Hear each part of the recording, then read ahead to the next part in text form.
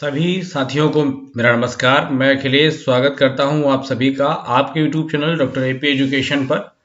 मित्रों, सिलेबस से संबंधित तथ्यों को कंप्लीट करते हुए आज हम सभी आपके शिक्षा शास्त्र विषय से संबंधित दो टॉपिक कवर करेंगे, जिसे हम शिक्षित, बेरोजगारी और भाषा और छात्र अशांति के रूप में आपके सिलेबस में ये बात वर्णित है। इन दो तथ्यों को आज हम सभी कंप्लीट करेंगे। उसके बाद भाषा विवाद, बालिकाओं की शिक्षा, सारी चीजें, पूरा सिलेबस पर आधारित आपका तथ्य आपको मिलेगा।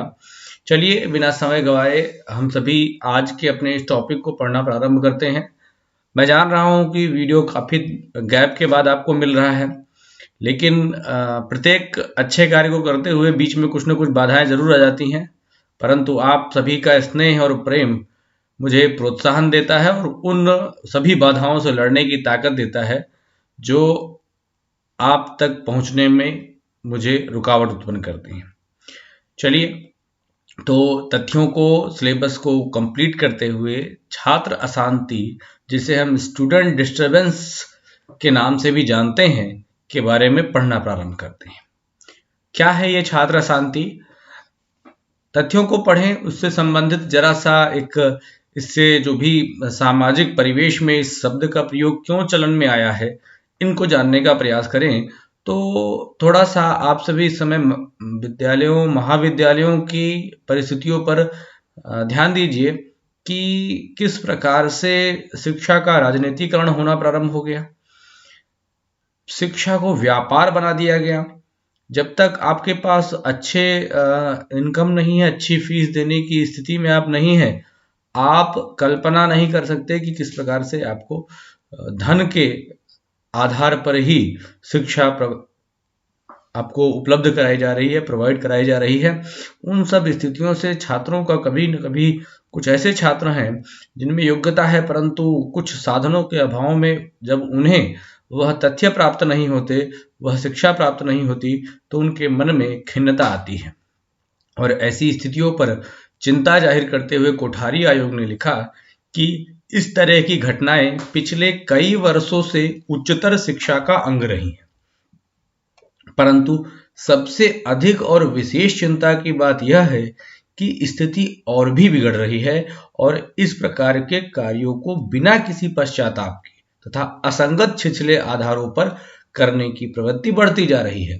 ऐसी स्थिति में समाजशास्त्रीय आधारों से काम नहीं चलने वाला, हमें और भी कुछ इस पर चिंतन करना पड़ेगा।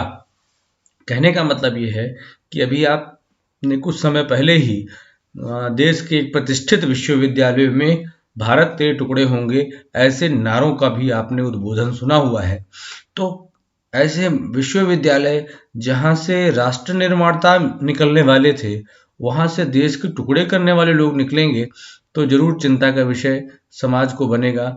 समाज के लोगों को उस पर चिंतित होना पड़ेगा। उन सभी से संबंधित तथ्य कोठारी आयोग ने काफी पहले 1964-66 में ही अपने वक्तव्य में, अपने स्टेटमेंट में कह दिया था कि उच्चतर शिक्षा में तो ये बड़ी समस्या आती चली जा रही है। रोज धरना प्रदर्शन, रोज सड़क जाम, ऐसी स्थितियों की जो परिस्थितियां बन रही हैं, ये लगातार बढ़ती जा रही हैं। वर्तमान समय में विद्यालय हो या महाविद्यालय या विश्वविद्यालय, शिक्षण संस्थान कम राजनैतिक अखाड़े बनते जा रहे हैं। सभी राजनीतिक दलों को यह सबसे अच्छी, सर्वश्रेष्ठ प्रयोगशाला विश्वविद्यालय और महाविद्यालय के छात्रों पर लगती है। अब मुख्य बात जो आती है हमारी, छात्र असंतोष का अर्थ क्या है? तो हम इस बात को अगर हम कहें और समझने का प्रयास करें तो कहा जाता है कि छात्रों का वर्तमान शिक्षा और शिक्षा प्रणाली से असंतुष्ट होना। ये क्या कहलाता है? ये एक लाइन में आप इस बात को समझ लीजिए और यही आपके प्रश्न का उत्तर बनेगा जब भी कभी परीक्षा में आपसे पूछा जाएगा कि छात्र असंतोष का तात्पर्य क्या है। तो छात्रों का वर्तमान शिक्षा और शिक्षा प्रणाली से असंतुष्ट होना। छात्रों की इस असंतुष्टि के अनेक कारण हो सकते हैं। क्या क्या है?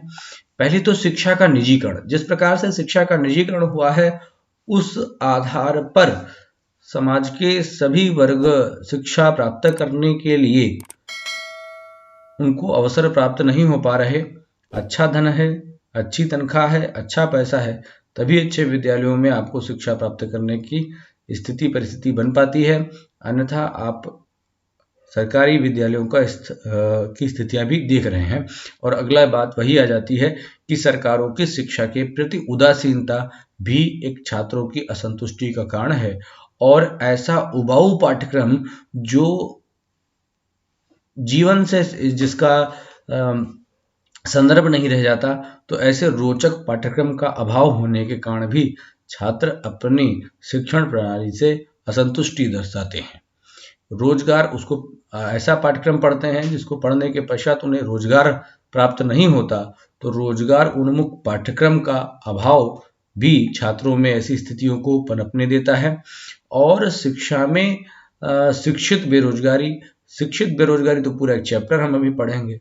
शिक्षित बेरोजगारी भी छात्रों का अपनी शिक्षा पद्धति और शिक्षा प्रणाली को लेकर भारी असंतोष की स्थिति को उपजाता है। इसी तरीके से शिक्षा में जिस प्रकार से राजनीतिक अखाड़े बनते हैं, शिक्षा में राजनीतिक हस्तक्षेप भी ऐसी स्थितियों को पनपने में सहारा देता है। और छात्र संघ चुनाव के माध्यम से भी छात्रों की जो नियमित कक्षाएं हैं, उन नियमित कक्षाओं का भी उसमें समस्या आती है, डिस्टरबेंस क्रिएट होता है। छात्र संघ चुनाव का जो आधार है कि यहाँ से एक अच्छे नेता हमारे देश को मिल सकते हैं, परंतु उस स्थिति परिस्थिति में किस प्रकार से आप सभी ने देखा कि छात्र संघ चुनावों का किस प्रकार से अपराधीकरण होना प्रारंभ हुआ बीच के वर्षों में, उस स्थिति में सभी को चिंता में डाल दिया था। अब इस छात्र संघ चुनाव एक बड़ी समस्या उच्च शिक्षा के क्षेत्र में है, और अभी हम उसको आगे इस बिंदु पर विशेष रूप से जो समिति बनी है उस पर अध्ययन करेंगे। आगे बात करें तो अनुचित शिक्षक छात्र अनुपात, जो टीचर स्टूडेंट रेशियो है वो एप्रोप्रिएट नहीं है। इनएप्रोप्रिएट टीचर स्टूडेंट रेशियो जो है, एक शिक्षक पर कई सारे छात्र हैं, ऐसी स्थिति में भी शिक्षक सभी छात्रों पर ध्यान नहीं दे पाता, और उस स्थिति में क्या होता है कि छात्र अपने जो भी जिज्ञासा है उनको शांत कराने में जो भी प्रश्न है वो प्रश्न शिक्षक तक नहीं पहुंच पाते, और छात्रों का जो परफॉर्मेंस है वो अफेक्ट होता है। और शिक्षा का जिस प्रकार से भौतिकवादी दृष्टिकोण सामने समाज आ रहा है, वह शिक्षा की पूरी तरीके से स्वरूप को ही बदलकर विद्यालयों को विद्या मंदिर न बना करके वह व्यवसायिक केंद्र बना कर रख दिया है। तो ये सब कुछ प्रमुख कारण हैं जिसकी वजह से छात्रों में अपनी वर्तमान शिक्षा और शिक्षा प्रणाली के प्रति असंतुष्टि देखी जाती है। अब देखें तो क्या कभी किसी देश में छात्र आंदोलन के द्वारा भी कोई राजनीतिक सुधार हुआ है? तो चीन में राजनीतिक सुधार के लिए छात्र आंदोलन हुआ, जिसे सनफ्लावर रिवॉल्यूशन 1989 कहा जाता है। ठीक है, तो ये कहाँ है? चाइना में देखने को मिला था 1989 में। अब अगर हम अपने भारत देश में बात करें कि छात्र संघ चुनाव की जब हम सभी ने बात की और इस संदर्भ में जो परिस्थितियां हुई, अब वैसे तो बहुत सारी समितियों का गठन किया गया है। सभी जितनी भी शिक्षा समितियां बनी हुई हैं, सभी शिक्षा समितियों में यही प्रयास किया गया किस प्रकार से पाठ्यक्रमों को रोचक बनाया जाए, जीवन उपयोगी बनाया जाए और छात्र पर पढ़ाई का बोझ कम किया जाए। उन सभी के बारे में आगे हम सभी अभी अपनी मैं आपको पढ़ा भी चुका हूँ भारतीय शिक्षा का इतिहास। उस संदर्भ में आपको कई प्रकार के आयोग भी मैंने बताए थे, परंतु एक बात जो यहाँ पर अद्वितीय होती है, यूनिक होती है, तो छात्र संघ की भी चर्चा हम अगर यहाँ पर कर लें तो भारत में विश्वविद्यालय और महाविद्यालय में होने वाले छात्र संघ चुनावों से संबंधित नीतियां बनाने के लिए भी एक आयोग का गठन किया गया था, एक समिति का गठन किया गया था। कौन सी है वह समिति, आइए देखते हैं। तो विश्वविद्यालय और महाविद्यालय में जो छात्र संघ चुनाव हो रहे थे उनसे संबंधित नीतियां बनाने के लिए सुप्रीम कोर्ट के निर्देश पर MHRD ने पूर्व चुनाव आयुक्त JM लिंगदोह की अध्यक्षता में एक समिति का गठन किया, जिसने अपनी रिपोर्ट 22 सितंबर 2006 को सुप्रीम कोर्ट को प्रस्तुत की, जिसे तत्काल स्वीकार कर लिया गया। और अगर लिंगदोह समिति के आधार पर चुनाव कराने का विश्वविद्यालयों ने जो फैसला लिया था, अभी कुछ समय से विश्वविद्यालयों में चुनाव नहीं हो रहे हैं, लेकिन जब अगर इस लिंग दो समिति के आधार पर अगर छात्र संघ चुनाव होते हैं तो छात्र संघों का स्वरूप काफी बदलेगा। छात्र संघ चुनाव का अपराधीकरण जो है वो काफी कम होगा। इसमें पूरी तरीके से स्पष्टता जाहिर कर दी गई है कि कहीं का भी कोई भी अत्यधिक धन और बल इन सब का प्रयोग नहीं किया जाएगा। बहुत डिटेल में जाने की जरूरत नहीं है, हम बस ये देखें कि उच्च शिक्षा के क्षेत्र में छात्र संघ चुनावों पर आधारित कौन सी समिति का गठन किया गया। तो जे.एम. लिंगदो की समिति का गठन किया गया, जिसने अपनी रिपोर्ट 22 सितंबर 2006 को प्रस्तुत की। तो ये विषय संबंधित है छात्र अशांति से, छोटा टॉपिक था। चलिए शिक्षित बेरोजगारी के बारे में जानने के बात को प्रारंभ करते हैं। तो हमने जाना कि शिक्षित बेरोजगारी भी एक छात्र असंतुष्टि का कारण है क्या ये शिक्षित बेरोजगारी? चलिए देखने समझने का प्रयास करते हैं। शिक्षित बेरोजगारी से क्या मतलब है? तात्पर्य है कि उन लोगों की बेरोजगारी जो सामान्य रूप से शिक्षित होते हैं। शिक्षित बेरोजगारी, खुली बेरोजगारी और अल्प बेरोजगारी दोनों प्रकार की होती है। अब ये खुली और अल्प क्या है? तो कुछ शिक्षित लोग पूर्ण रूप से बेरोजगार होते हैं, उन्हें कोई काम नहीं मिलता, ये आपके खुली बेरोजगारी कहलाते हैं। इसके विपरीत कुछ शिक्षित व्यक्तियों को जो काम मिला है वह काम उनकी शिक्षा के अनुरूप नहीं होता या उनकी क्षमता से कम होता है, तो इन व्यक्तियों को अल्प बेरोजगार कहा जाता है। तो हम सभी देखते हैं जो शिक्षित बेरोजगार हैं या तो उनको काम ही नहीं मिलता है, यदि उनको काम मिलता भी है तो उनकी क्षमता से कम स्तर पर उन्हें काम करने के लिए मजबूर होना पड़ता है। कई बार ऐसी आपने भर्ती परीक्षाओं का स्थिति देखी कि 4th क्लास के लिए काफी हायर उच्च शिक्षा प्राप्त छात्रों ने आवेदन किया, तो उस स्थिति में क्या है, अल्प बेरोजगारी की बात सामने आ जाती है। तो ये जो शिक्षित बेरोजगारी है, प्रश्न आपसे अगर बनता है कि शिक्षित बेरोजगारी निम्नलिखित में से किसका सम्मिलित रूप है, तो खुली बेरोजगारी और अल्प बेरोजगारी दोनों का ये कैसा है, ये मिश्रित स्वरूप है। तो ये प्रश्न आपके लिए यहाँ से बन सकता है क्या, कि शिक्षित बेरोजगारी किसका रूप है? खुली बेरोजगारी और अल्प बेरोजगारी दोनों प्रकार की होती है। ठीक है, तो इसको ध्यान से जरा समझने का प्रयास करिएगा।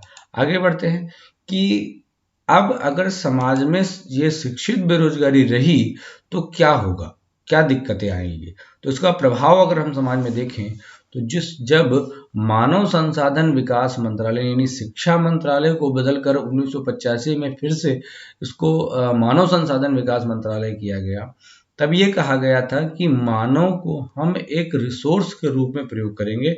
ये हमारे लिए जिस प्रकार से सूर्य और जल, इन सब जो हमारे नेचुरल रिसोर्सेज हैं, उसी तरीके से ह्यूमन भी, मानव भी असीमित ऊर्जा का प्रतिबिंब है।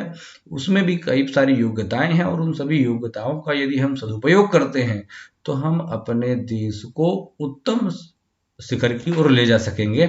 इसी दृष्टि में यदि योग्य छात्रों को अवसर प्राप्त नहीं होगा अपनी योग्यता के प्रदर्शन के लिए, तो वे सभी मानव संसाधन पूरी तरीके से क्या होंगे, उनका पूरी तरीके से ह्रास होगा, नष्ट होंगे और मानवीय साधनों की हानि होगी, जिससे समाज में निर्धनता की वृद्धि होगी, पुअरनेस बढ़ेगी। जब लोग अपनी योग्यता से कम स्थिति पर नौकरी या रोजगार करने के लिए तत्पर होंगे तो जाहिर सी बात है निर्धनता बढ़ेगी और ऐसी स्थिति में सामाजिक समस्याएं और राजनीतिक अस्थिरता की स्थितियां भी पनपने लगेंगी और औद्योगिक संघर्ष आना प्रारंभ हो जाएगा और उस स्थिति में सदैव मजदूरों का शोषण होता है और मजदूरों का शोषण प्रारंभ होगा। तो ये है बेरोजगारी की समस्या के कुछ प्रभाव। आप देखें आखिर बेरोजगारी का मतलब क्या होता है। तो कहा गया कि बेरोजगारी से अब तात्पर्य एक ऐसी अवस्था से है जो क्या करती है, जिसमें व्यक्ति वर्तमान मजदूरी पर काम करने को तैयार है परंतु उन्हें काम नहीं मिलता। व्यक्ति तैयार है वर्तमान मजदूरी पर, तो वर्तमान मजदूरी पे यानी उसको तैयार होना चाहिए। कुछ ऐसे लोग नहीं मैं इतने काम नहीं करूंगा, इतने पे काम नहीं करूंगा, तो वो फिर काम नहीं चलेगा। ठीक है, तो बेरोजगारी का अनुमान लगाते समय किन व्यक्तियों की गणना की जाती है जरा ध्यान से देखिए। तो वो जो लोग जो काम, पहली बात तो जो काम करने के इच्छुक हों, ठीक, वे लोग कहलाएंगे शिक्षित बेरोजगार या बेरोजगार। ठीक है, काम करने के योग्य हों, पहली बात तो योग्यता होनी चाहिए, और योग्यता के साथ साथ उनमें काम करने की इच्छा भी होनी चाहिए। और तीसरी महत्वपूर्ण बात की जो भी वर्तमान मजदूरी चल रही है उस वर्तमान मजदूरी पर काम करने के लिए तैयार होने चाहिए।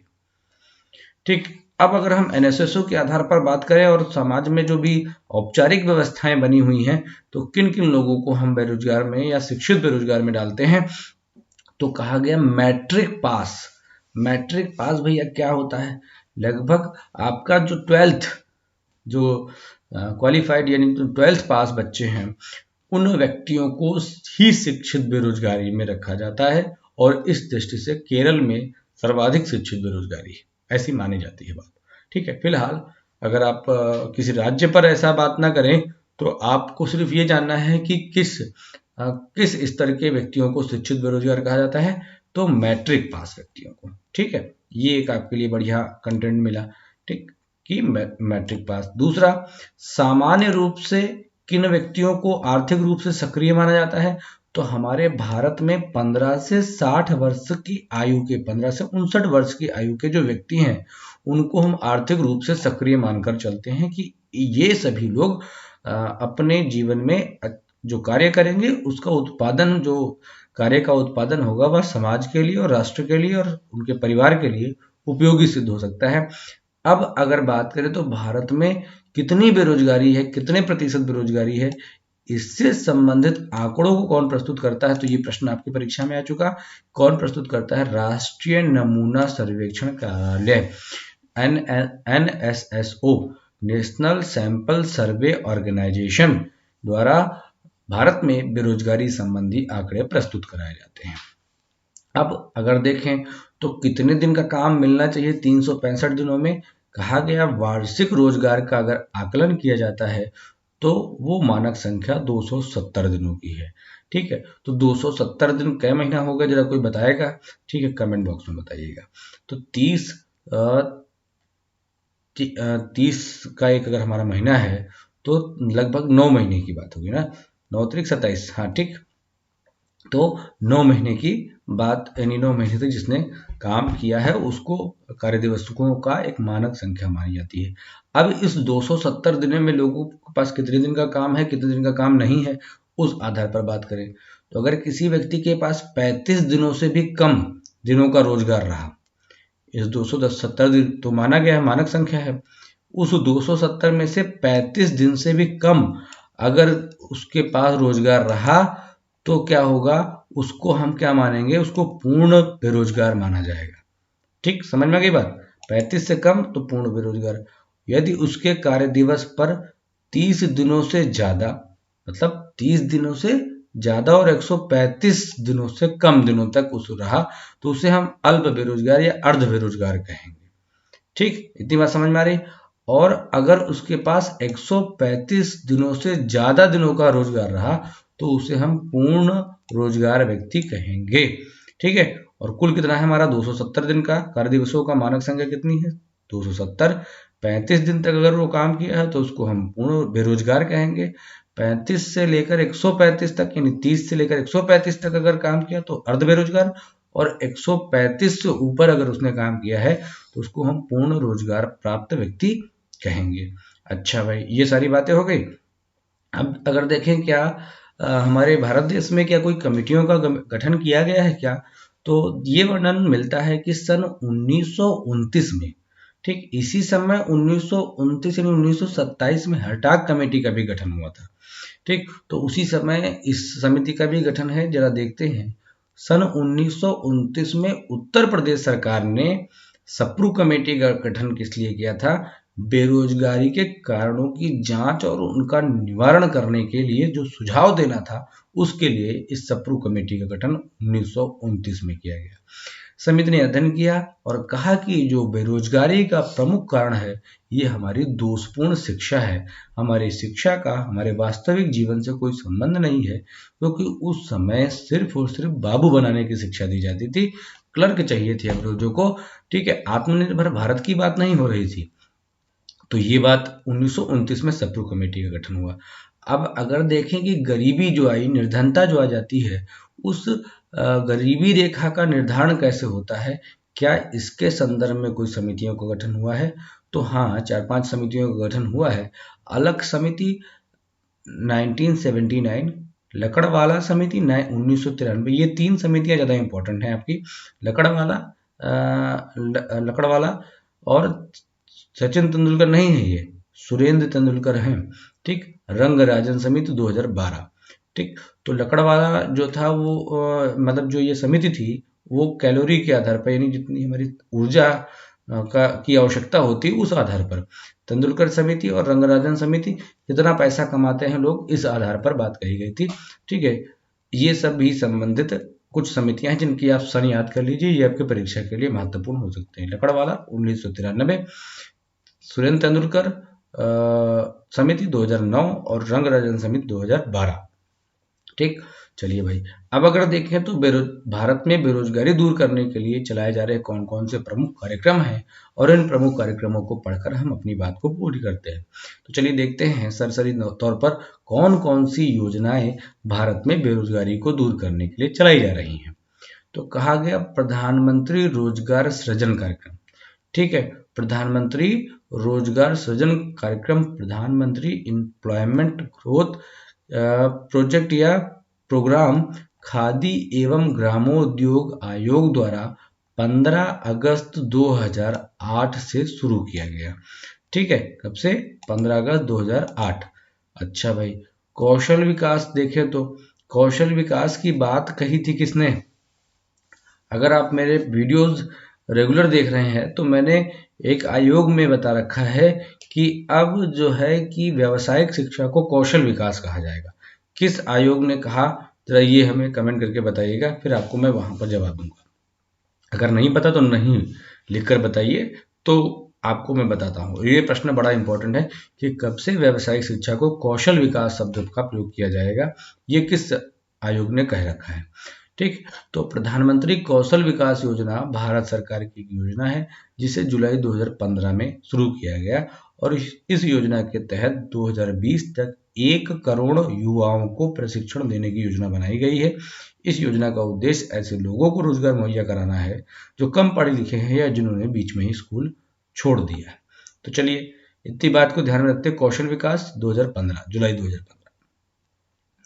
आगे बात करें तो राष्ट्रीय ग्रामीण आजीविका मिशन, ये क्या है?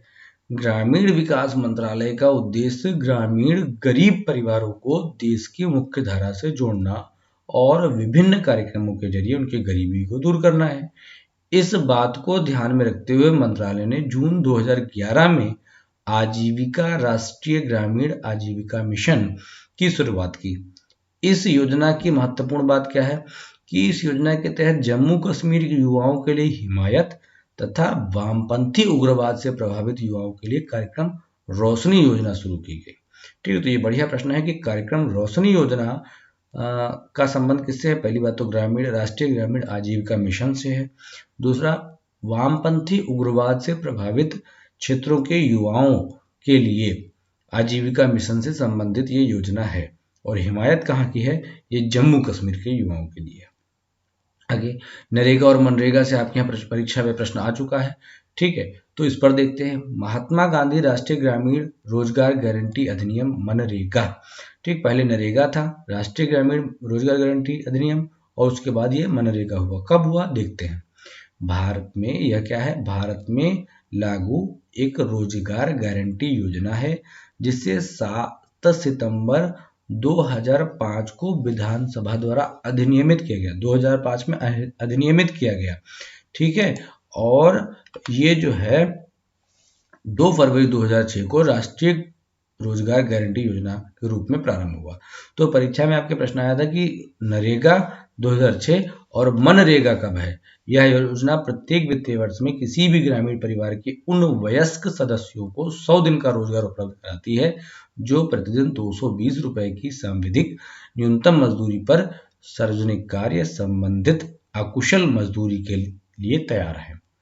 शुरू में इसे राष्ट्रीय ग्रामीण रोजगार गारंटी यानी नरेगा कहा जाता था, लेकिन 2 अक्टूबर 2009 को पुनः इसका नामकरण हुआ और इसका क्या नाम रखा गया, मनरेगा रखा गया। ठीक है, तो प्रश्न जरा ध्यान से उत्तर लगाइएगा। प्रश्न अभी परीक्षा में आपके आया था कि मनरेगा 2009 और नरेगा 2000 लागू होने की बात कहेंगे तो 2006 और अधिनियमित कब किया गया है, 2005। ठीक है, प्रश्न आ चुका है, ध्यान से इसको उत्तर दीजिएगा।